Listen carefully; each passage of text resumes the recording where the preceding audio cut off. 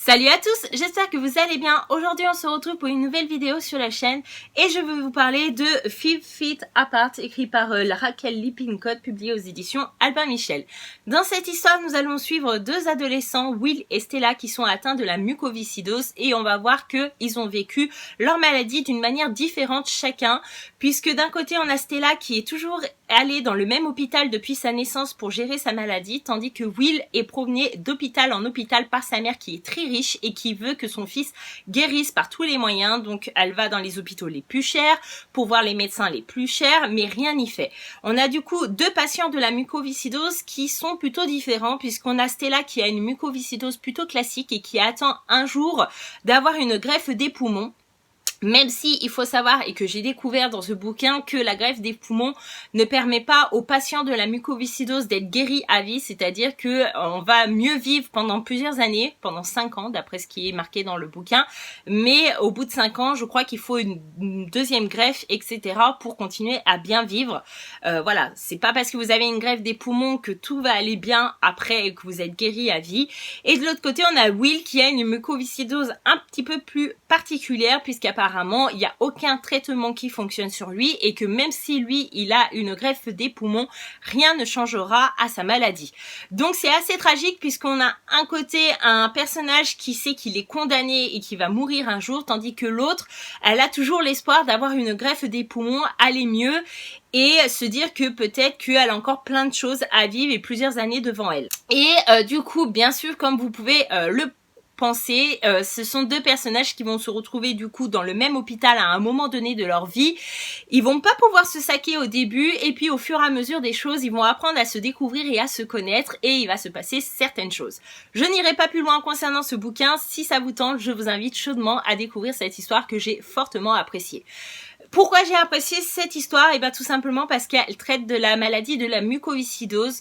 Voilà, il n'y a rien de ouf, il n'y a rien d'extraordinaire, c'est pas joyeux comme vous pouvez vous en douter, mais c'est une maladie dont j'essaye de m'intéresser de plus en plus, et ma génération fait qu'on a grandi avec la Star Academy, et si vous avez suivi la Star Academy, vous avez sans doute connu Grégory Le Marchal, qui était du coup un des candidats de la saison 4, il me semble, et qui venait de Chambéry, donc tout près de chez moi, et qui était du coup un candidat très attachant, qui était aussi atteint de la mucoviscidose, et pourtant il chantait de manière géniale. Je veux dire, apparemment les spécialistes disaient que quand on était atteint de la mucoviscidose, on pouvait pas chanter. Et j'ai vraiment adoré cet artiste, parce que tout au long de la Star Academy, il a montré que il était normal malgré sa maladie. Il a jamais mis en avant sa maladie pour échapper aux cours de danse ou aux cours de sport que personne appréciait, et il faisait comme tout le monde, et il subissait un petit peu sa maladie, mais il voulait pas être différent et avoir un traitement différent à cause de sa maladie. Et juste pour ça c'est respectable, et moi personnellement il m'avait beaucoup touchée.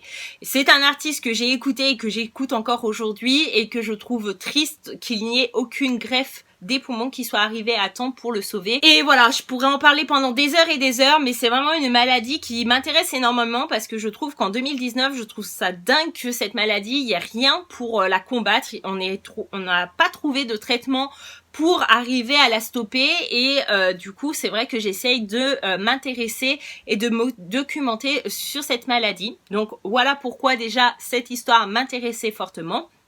Et la deuxième chose, et ben c'est l'histoire entre les deux personnages. C'était juste dingue. J'ai apprécié, j'ai dévoré le bouquin. J'arrive pas à savoir si c'est un coup de cœur officiellement pour vous le dire aujourd'hui en vidéo. Je pense que oui, mais il me manque peut-être quelque chose pour que ça soit vraiment le coup de cœur, le coup de cœur, le coup de cœur. Voilà, c'est que la fin, elle est un petit peu frustrante, puisque c'est une fin ouverte qui laisse le lecteur un petit peu dans le flou, et de décider un petit peu la suite qu'il pourrait donner à ces personnages. Et je pense que c'est un peu frustrant pour moi, et que j'aurais préféré que la fin soit fixée et qu'on n'en reparle plus. Mais voilà, j'ai passé un super moment en compagnie de ce bouquin, et je vous recommande chaudement de le découvrir.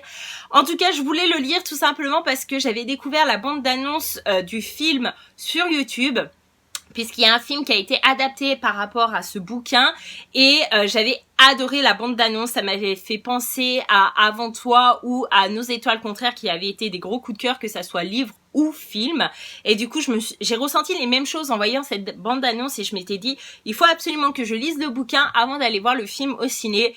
Et là je suis un petit peu frustrée puisque le film n'est pas sorti en France et je ne sais pas s'il sortira un jour en France. Donc si vous avez des informations concernant ce film, n'hésitez pas à me dire, mais en tout cas je vous mettrai en barre d'infos la bande d'annonce que je vous recommande encore une fois chaudement pour aller la voir. Et voilà, ce point lecture est enfin terminé. J'espère que je vous aurai convaincu à découvrir ce bouquin. N'hésitez pas à me dire si c'est le cas ou non et à me dire si vous l'avez lu et ce que vous en avez pensé. Je vous fais de gros bisous. Je vous dis merci d'avoir regardé cette vidéo. À bientôt dans une prochaine vidéo. Bye bye.